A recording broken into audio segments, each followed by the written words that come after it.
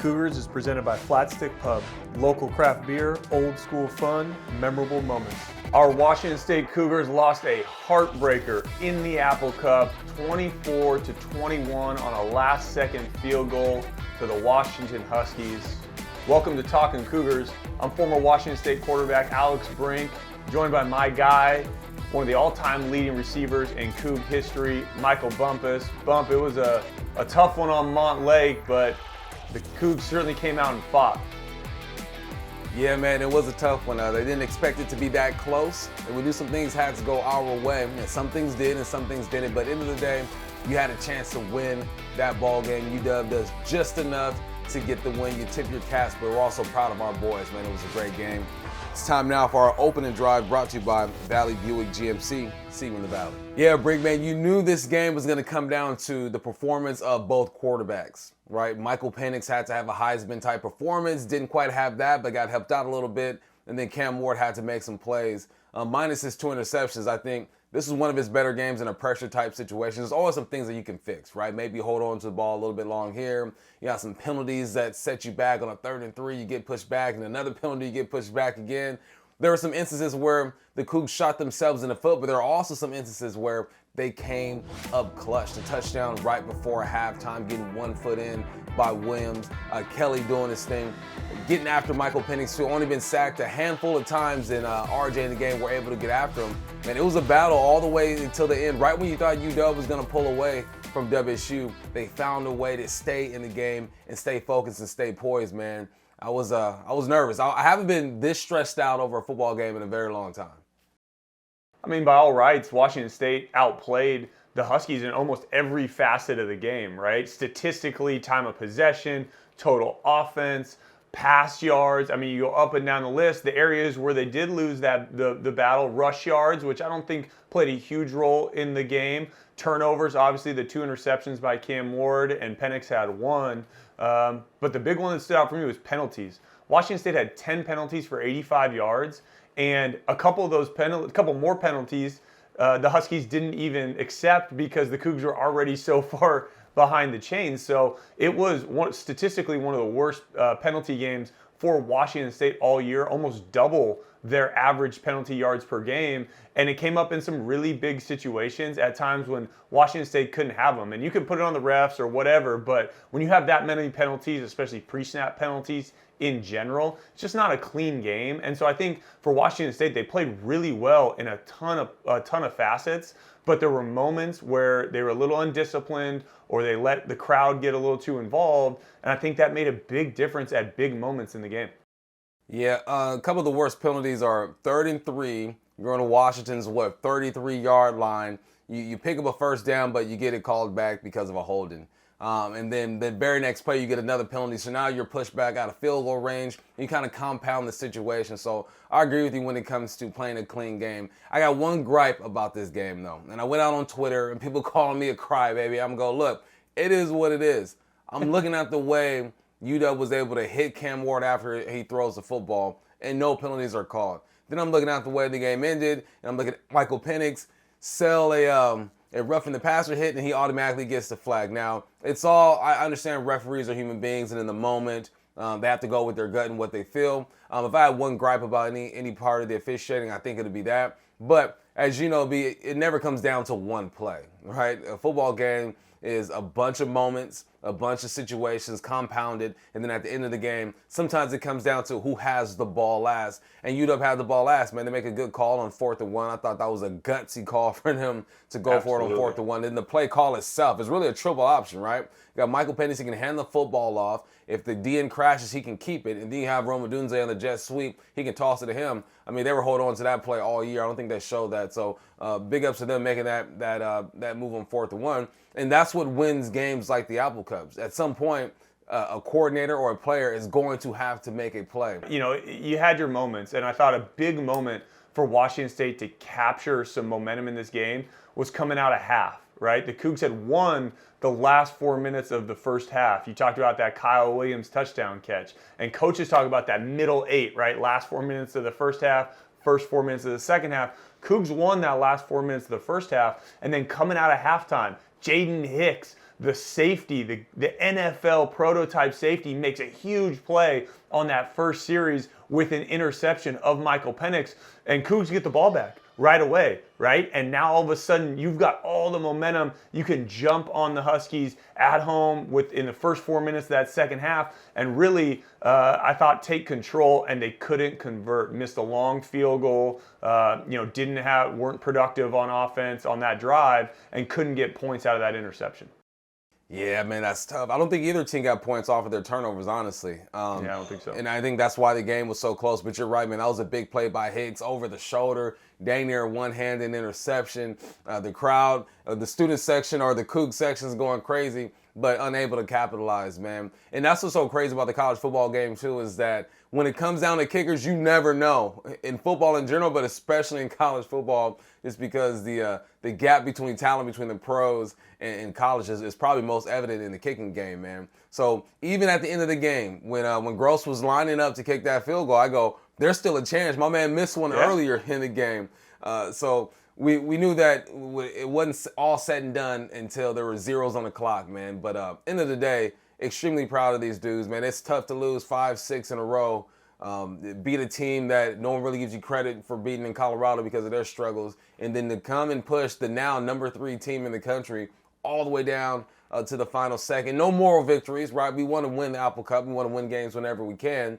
But a lot of experts, the spread was something crazy in Vegas when it came to the UW Apple Cup game. So, hey, man, it's a tough loss, but the boys went out there and fought, man. Yeah, I thought it was a fantastic football game, right? That's the reality of it. It was two good teams, in my personal opinion. I think Washington State is a better football team than their record shows. There's no doubt about it. And I thought that was two good football teams going toe-to-toe and right down to the wire. Like you said, UW had the ball last, and they could not have the ball last. That was the most important thing for Washington State. When they got the ball with 3 minutes left, that had to be the ball game, right? And unfortunately, the offense and Cam Ward couldn't do it. And when Michael Penix got that ball back, you just felt like the stars are aligned for the Huskies this season, where they've won 8 games by 1 possession or less, or 10 points or less, right? But to your point, the team played really hard. That's a really tough place to play, as you and I both know. And I think both sides of the football showed some fantastic things. A couple of seniors showed some fantastic things. I'm excited to talk about those guys coming up next. Talkin Cougars is presented by Flat Stick Pub. Welcome back to Talkin Cougars. It's time now for our Cougs Spotlight, presented by Cougs First. Think Cougs First for products, services, and hiring. Bump, coming into this game, we talked about a key to Washington State's success would be trying to get some pressure on Michael Penix, the quarterback for Washington, the Heisman hopeful, only been sacked 7 times coming into this game, and was protected by a fantastic offensive line. I mean, some of the best players in the country. And then you get to the game, and all night it felt like Penix was uncomfortable from the pressure of R.J. Stone and Brennan Jackson. I mean, he missed 5 or 6 throws in the first half because of guys in his face. He wasn't necessarily getting sacked, but he was getting hit, and he was getting a ton of pressure from that front 4. But I thought Brennan Jackson and R.J. Stone were fantastic all night and made their presence felt. Yeah, you needed the old guys to step up, right? These dudes have gotten better every single year, man. And you're right. When you look at Michael Penix, if he can operate from a pocket that is nice and smooth and comfortable, he can step up. He's going to pick you apart. And he didn't have that. Was sacked twice on the day, could have been sacked 3 or 4 times, had 4 or 5 quarterback hits. He felt the pressure. So I think that was key to keeping these guys in the game. You know that if you give him time, he's going to sit back and he's going to take his one-on-one matchups with Blitnikoff Award finalist Rome Odunze on the outside. And he did that a couple of times. He obviously connected with Rome for a couple of touchdowns, but there were some throws that weren't there because he didn't have that pocket, couldn't step up cleanly and make things happen. So no, we highlighted these guys to start the game, and they came in and did exactly what they were supposed to do. You know, this offensive line is stellar with the University of Washington. You had to mix things up, win your one-on-one battles, and I was happy for those guys. They did exactly that. And they've been just fantastic Cougs their entire careers. 6th-year seniors, chose to come back, didn't jump in the transfer portal when both of them had the opportunity to go chase NIL dollars, stayed true to Washington State, and I thought were real stalwarts this season in what was a tough season. I mean, think about these guys. They've had a ton of success, been around some really, really good football teams, won a lot of football games, and I gotta imagine to be in a 6-game losing streak in your senior year, the ability to shut it down or decide that maybe you're going to protect yourself, thinking about the next level, could have crossed anybody's mind. And not these two, man. They were bought in the whole way. They were leaders the whole way, smiles on their face, went to work week in and week out. And what's interesting is you look back at their careers, right? And each of them have had their moments and have been big time players. But they've also had years where one was really productive and the other maybe statistically wasn't very productive, although they made an impact. But this year, both of them statistically made a huge impact. And in general, when they were on the field, were the difference makers. I just think, these two guys, their careers really need to be celebrated. Their performance in the game obviously should be celebrated. But we are lucky that we got to enjoy Ron Stone Jr. and Brennan Jackson as Cougs for the last 6 years. Yeah, it's rare when defensive linemen are pretty much the face of your program, right? Of course, you got Cam Ward, the quarterback. He's going to lead the charge. He should. He has the most responsibility. But after that, man, you look at these two, RJ and Brennan, and say, okay, these are the face of the Cougs and of this organization. And our guy, Brennan Jackson, he's got better every single year when it comes to his sack numbers. 1.5 sacks, 5 sacks, 6 sacks, 8 sacks. But there's growth and there's evolution right there. RJ Stone on the other side, man, he finished the season with 5 sacks. When you get in a loser streak like the Cougs are in, right, you got to be able to lean on some guys. There has to be guys who step up in front of the team, in the locker room, in the meeting room, on the field, and just instill some type of confidence and some type of leadership. And those were the guys, man. It's unfortunate that they have to end their beautiful career the way that they did, but man, we'd be foolish if we didn't go back and celebrate these guys because they were the heartbeat. Again, Cam gets the love, he should. At one point he was part of the Heisman talk, but these guys were the heartbeat of this team, and it was a pleasure watching them play over the years. Yeah, I mean that's really what Washington State's all about is two young men like R.J. Stone and Brennan Jackson, and they're going to play more football. That's the great thing for them is they're going to get opportunities to play on Sunday. I'm excited to follow their careers, and I know Coug fans out there are all doing it. So tip of the cap to B-Jack and R.J. Thank you for all you did for Washington State. Coming up, we'll dive into more of the Apple Cup. Look at some of the stats and playmakers that really made the difference in this game.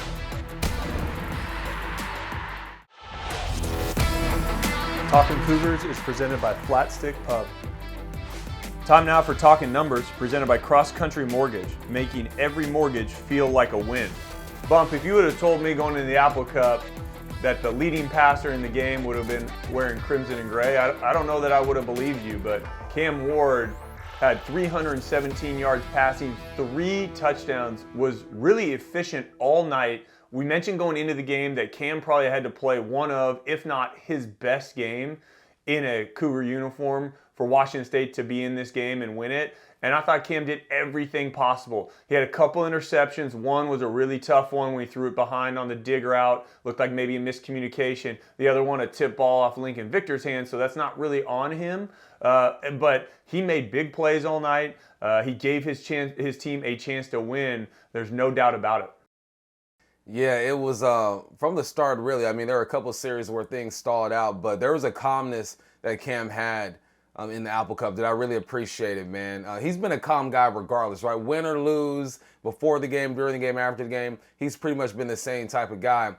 There was one play he made where he ran for a first down, but it was called back because of a holding. But he's chirping on the sideline to the UW guys, and I appreciated that because, when you're not from the state of Washington, it takes you a year to kind of figure out what this Apple Cup is about. Or if you're not from the Northwest, me personally coming from California, I go into the Apple Cup my freshman year, and I'm like, man, what's the hype all about? But then you get in the game and you start to feel it. You're saying, okay, there's something different about this game. Then the second year comes around, and you really understand what's going on. And I think that's what I saw from Cam, emotionally at least. He was a leader out there, and you felt his passion. Now, when it comes to making throws, I mean, when he is on time and he's confident in what he's looking at, he throws one of the prettier balls in all the country right now. And the throw he had to end the half man, over the shoulder to Hamilton, 1 foot in. I mean, he put the ball in the only place it could be caught, and you come down with that play. That's a big time moment. If you don't get that play, if you don't score that touchdown before the half, who knows what this second half looks like. Now you get into the second half, and a couple plays in, Hicks comes up with an interception. You don't get points off of that. But we talk about the little moments in a football game that define it and that you can point to and say, okay, this was a turning point in the game. If this play doesn't happen, where does this team go? I look at that throw and that catch right there, and I go, all right, man, that was one of the turning points. That kept these guys in the game. Huge throw, huge catch, and plays are being made all across the field. Yeah, and that drive, to go down and score in the fourth quarter to tie it up, right? I mean, that was the other part, because there was a moment where Washington had gone up 21-14, and you felt like Washington State had lost all kinds of momentum, and that maybe the Huskies were going to blow it open a little bit, get up by 2 scores or really run away with it. And then Washington State answers with a big drive of their own. They got, bailed out a little bit on obviously the penalty on the field goal, so they got another crack at it, but then they converted, right? You mentioned Lincoln Victor bounced back from that drop, turned interception, and made a big play in the flat, broke a tackle, scored a touchdown, just like we know he can do. And he's been the heartbeat of that team all year and made a monster play to tie the ball game. And when you talk about Cam and his ability to execute throws and when he's confident and on time, Washington tried to play man coverage, right? And that's kind of been the Achilles heel of Washington State all year. And some of that has been Cam being hesitant to let the ball go, especially downfield. And I thought this week was one of the best instances I've seen of him trusting his receivers, throwing the ball on time and letting his guys win. And that led to big plays. Particularly, we mentioned those penalties, which had put the Cougs behind the chains a lot. So he had a lot of 3rd and longs that they were having to convert. And they converted 7 of 17 third downs. That's pretty good considering how many long down, 3rd down situations they had. Yeah, I love that you pointed out Cam trusting his receivers. We point out the touchdown before the half. But how about the first touchdown to Kelly? I mean, there was a defender right there. And as a receiver, man, all we want is a chance, give us an opportunity, and that's exactly what Cam did. It was nice to see just the growth of Cam in that situation, in those situations where you got to rely on your receiver to make plays sometimes. This isn't high school football where it's going to be wide open. You got your best receiver in the middle of the field throwing his hands up asking for the football. When you're playing Power 5 D1 football, there are guys out there, and receiver being open looks a bit different than on other levels. Right now, wait till he gets to the NFL and has to fit it through those windows. But I think that was a huge step for Cam. And, you got to tip your cap to those receivers, too. They must have had a good week of practice. You know how it is, B. If your receiver is not catching the football in practice in certain situations, you ain't going to them. So I assume they had a good week of practice. They liked their game plan, and they were confident too, man. When a quarterback believes in the game plan, I think that allows him to be a bit more relaxed, to take a few more chances than he typically does. Yeah, you talk about those receivers. All 3 of them, Josh Kelly, Kyle Williams, Lincoln Victor, caught touchdowns. They all had big games. And you know what, Bump, I found out during the game? All 3 of those players went over 800 yards receiving this season. That's the first time in Washington State history that they've had 3 receivers go over 800 yards receiving in a season. That is unbelievable with the passing and receiving history that Washington State has. Those 3 guys stepped up all year in a big way. 2 of them, Kelly and Williams, being transfer portal guys coming in and really stepping up. I thought that receiver room was fantastic all year, and they were really big in the Apple Cup. An undersized receiver room too, still going out there and making noise. We got more to do when we come back, man. We're going to talk about this transfer portal. That's next on Talkin Cougars.